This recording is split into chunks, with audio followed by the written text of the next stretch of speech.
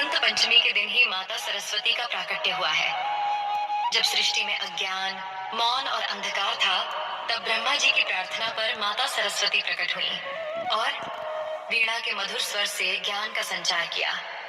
मनुष्य को वाणी, लेखन, संगीत और विवेक प्रदान किया। वसंत ऋतु स्वयं नवजीवन, नई ऊर्जा और सृजन का प्रतीक है। इसलिए इस दिन ज्ञान की देवी माता सरस्वती की पूजा की जाती है। प्रिय साथियों, कथा को अंत तक अवश्य सुने। और हाँ, वीडियो के बिल्कुल अंत में माता सरस्वती विद्यादानी की महत्वपूर्ण दिव्य वाणी दी गई है। उसे सुनना आपके आत्मिक उत्थान के लिए अत्यंत आवश्यक है। ये कथा है एक ऐसे गांव की जहां प्रकृति अपनी अनुपम छटा बिखेरती थी, जहां सुबह की पहली किरणें मंदिरों के शिखरों को सुनहरा कर देती थीं और शाम को आरती के मधुर स्वर वायुमंडल में घुल जाते थे। गांव का नाम था शुभ ग्राम, पर इस शुभ नाम के भीतर ही एक हृदय विदारक मौन छिपा था। एक ऐसा मौन जो एक निर्दोष आत्मा को तिल तिल जला रहा था। एक ऐसे गांव की जहां प्रकृति अपनी अनुपम छटा बिखेरती थी, जहां सुबह की पहली किरणें मंदिरों के शिखरों को सुनहरा कर देती थीं और शाम को आरती के मधुर स्वर वायुमंडल में घुल जाते थे।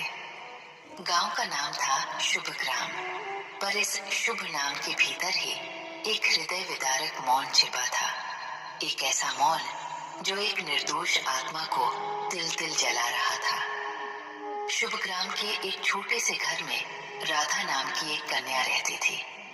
राधा नाम कितना पवित्र, कितना मधुर, पर इस राधा के जीवन में केवल करवाहट और पीड़ा ही भरी थी। वो जन्मांध नहीं थी, उसके पैर कमजोर नहीं थे, उसका शरीर स्वस्थ था, पर विधाता ने उसे एक ऐसी कमी दी थी जिसने उसके पूरे अस्तित्व को ही निगल लिया था। वो बोल नहीं सकती थी। जन्म से ही उसके कंठ से कोई स्वर नहीं फूटा था।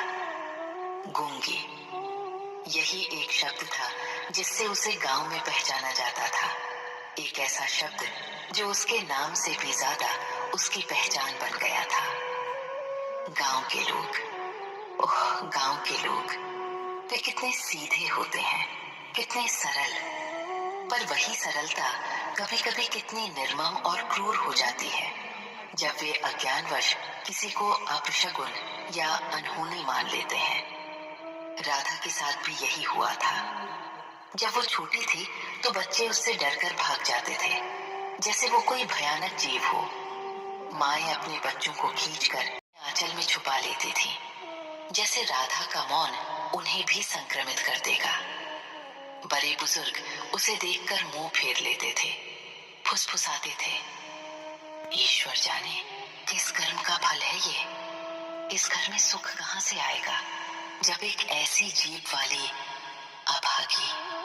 राधा, बेचारी राधा, वो ये सब सुनती नहीं थी पर महसूस करती थी।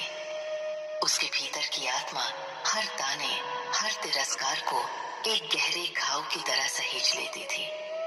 उसकी आंखें जो बोल नहीं सकती थीं, वे दर्द की अनकही कहानियां सुनाती थीं। उन आंखों में अथाह वेदना थी। एक अनंत प्रश्न था, मेरा क्या दोष है माँ? क्या दोष है? क्या मैं सचमुच इतनी बुरी हूँ? उसके माता पिता रामदीन और सावित्री उसकी इस वो ये सब सुनती नहीं थी पर महसूस करती थी। उसके भीतर की आत्मा हर ताने, हर तिरस्कार को एक गहरे घाव की तरह सहेज लेती थी। उसकी आंखें जो बोल नहीं सकती थीं, वे दर्द की अनकही कहानियां सुनाती थीं। उन आंखों में अथाह वेदना थी। एक अनंत प्रश्न था, मेरा क्या दोष है माँ? क्या दोष है? क्या मैं सचमुच इतनी बुरी हूँ? उसके माता पिता रामदीन और सावित्री उसकी इस पीड़ा को देखकर स्वयं भी जीते जी मर रहे थे। रामदीन एक साधारण किसान अपनी बेटी को लेकर मंदिर मंदिर भटका था। वैद्य के चक्कर काटे थे, पर हर जगह से निराशा ही हाथ लगी थी। सावित्री, एक माँ का हृदय, अपनी बेटी के लिए रात रात भर आंसू बहाती थी। वो उसे प्यार करती थी, उससे बातें करती थी, पर उन बातों का कोई प्रत्युत्तर न मिलने पर उसका दिल चूर चूर हो जाता था। मेरी बच्ची, मेरी राधा, तू कब बोलेगी, कब माँ कहकर मुझे पुकारेगी? उसकी ये मौन चीख अक्सर राधा के कानों में नहीं बल्कि सीधे उसके हृदय में गूंजती थी। राधा की दिनचर्या भी दर्द से भरी थी। वो सुबह उठती, घर के काम करती, चूल्हा जलाती, बर्तन साफ करती, खेतों में जाकर अपने पिता का हाथ बटाती। वो कोई काम करने से कतराती नहीं थी, बल्कि उसे और लगन से करती, शायद ये दिखाने के लिए कि वो भी किसी से कम नहीं। पर हर काम के बाद भी उसे वो सम्मान नहीं मिलता था जिसकी वो हकदार थी। बाजार में जब वो सौदा लेने जाती तो दुकानदार उसे देखकर या तो अनदेखा कर देता या फिर बिना कुछ पूछे ही उसके हाथों में सामान थमा देता, जैसे वो एक जीव नहीं बल्कि एक निर्जीव वस्तु हो। क्या मेरी कोई गांव का पुराना बरगद का पेड़ और उसके पास बना छोटा सा शिव मंदिर। बरगद के नीचे बैठकर वो घंटों चिड़ियों की चहचहाहट सुनते, पत्तियों की सरसराहट सुनते। उसे लगता था कि प्रकृति उसे समझती है। मंदिर में जाकर वो शिवलिंग के सामने बैठ जाती। उसकी आंखें बंद होती पर आत्मा जागृत रहती। उसे लगता था कि ईश्वर ही उसका एकमात्र मित्र है, उसका एकमात्र श्रोता है। वो अपने मन की सारी बातें, सारे दर्द, सारी उम्मीदें महादेव के चरणों में रख देती। कभी कभी वो महादेव के चरणों में बैठे बैठे इतनी भाव विभोर हो जाती कि उसकी आंखें स्वतः ही अश्रुओं से भर जाती। वे अश्रु ही उसकी भाषा थे, उसकी प्रार्थना थे। सनातन धर्म की ये भूमि कर्म और भाग्य पर अगाध विश्वास रखती है। राधा भी मानती थी कि शायद ये उसके पूर्व जन्मों का कोई लेखा जोखा है, कोई ऐसा कर्म जिसका फल उसे भोगना पड़ रहा है। पर उसके भीतर एक अटूट विश्वास भी था कि ईश्वर कभी अन्याय नहीं करते। वो एक दिन अवश्य सुनेगा, अवश्य देखेगा। एक दिन जब बसंत पंचमी का पावन पर्व निकट आ रहा था, पूरे गांव में उल्लास का वातावरण था। बसंत पंचमी, विद्या और कला की देवी माँ सरस्वती का प्राकट्य दिवस। इस दिन गांव के बच्चे पीले वस्त्र पहनते, मंदिरों में विशेष पूजा अर्चना होती, सरस्वती वंदना के स्वर गूंजते। गांव के स्कूल में बच्चों को अक्षर ज्ञान दिया जाता और संगीत की शिक्षा प्रारंभ की जाती। हर घर में माँ सरस्वती की महिमा गाई जाती। राधा इस उल्लास को देखकर और फुसफुसाई। कुछ ने मुंह फेर लिया, कुछ ने दया भरी दृष्टि डाली। पर आज राधा को इन सब से कोई फर्क नहीं पड़ रहा था।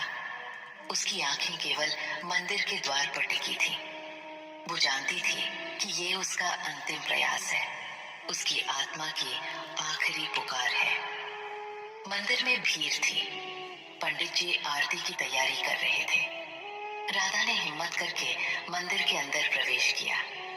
वो चुपचाप एक कोने में बैठ गई, जहां से माँ सरस्वती की प्रतिमा स्पष्ट दिखाई दे रही थी। श्वेत साड़ी में कमल पर विराजमान, वीणा बजाती, हंस पर बैठी माँ सरस्वती, ज्ञान, कला और वाणी की देवी।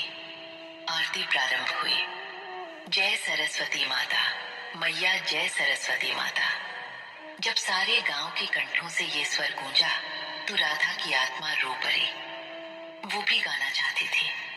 वो भी इन स्वरों में अपना स्वर मिलाना चाहती थी, पर उसके कंठ से एक ध्वनि भी न फूटी। उसकी आंखों से अश्रु की अविरल धारा बह निकली।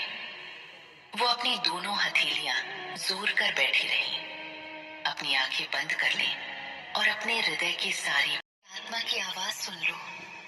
उसने मौन में प्रार्थना की, माँ, मुझे ये वाणी क्यों नहीं दी? क्या मैं इतनी अभागी हूँ? मैं तुमसे धन नहीं मांगती, यश नहीं मांगती। मैं केवल अपनी पहचान मांगती हूँ माँ। मैं केवल ये मांगती हूँ कि मैं भी माँ कहकर अपनी माँ को पुकार सकूं, अपने पिता से अपने मन की बात कह सकूं। मुझे भी इस संसार में एक साधारण मनुष्य की तरह जीने का अधिकार दे मां। मुझे भी अपनी भक्ति करने का अवसर दे मां। मेरा मौन अब और सहन नहीं होता मां। उसकी प्रार्थना इतनी तीव्र थी, इतनी सच्ची थी कि उसे लगा जैसे मंदिर की दीवारें कांप रही हैं, जैसे ब्रह्मांड का। तेरी अटूट श्रद्धा, तेरी पवित्र भावनाएं मुझ तक पहुंच गई हैं। इस ब्रह्मांड में कोई ऐसी पुकार नहीं जो ईश्वर न सुने। तूने वाणी नहीं मांगी, तूने केवल अपनी आत्मा की आवाज मांगी है। और तेरी आत्मा तो मेरे ही संगीत से भरी है, मेरे ही ज्ञान से परिपूर्ण है। राधा ने स्वप्न में भी अपने हाथ जोड़े। उसकी आंखें नम थीं, पर इस बार वे अश्रुपीड़ा के नहीं, आनंद के थे। माँ ने आगे कहा, कल प्रातःकाल जब सूर्य की पहली किरण धरती को स्पर्श करेगी, तब तेरी मौन तपस्या का फल तुझे प्राप्त होगा। तेरा कंठ खुलेगा और उससे केवल मधुर, सत्य और प्रेम के स्वर ही फूटेंगे। तू केवल बोलेगी नहीं मेरी बेटी, तू सत्य को गाएगी, तू प्रेम को व्यक्त करेगी और तू ज्ञान का प्रसार करेगी। तेरी वाणी एक नई दिशा देगी, एक नया मार्ग दिखाएगी। उठो मेरी बच्ची, तुम्हारा समय आ गया है। इतने में ही स्वप्न भंग हो गया। राधा हड़बड़ा कर उठ बैठी। उसका पूरा शरीर पसीने से भीगा हुआ था, पर उसके हृदय में एक असीम शांति थी। एक अविश्वसनीय ऊर्जा का संचार हो रहा था। क्या ये सच था? क्या माँ सरस्वती ने उसे दर्शन दिए थे? उसकी आंखें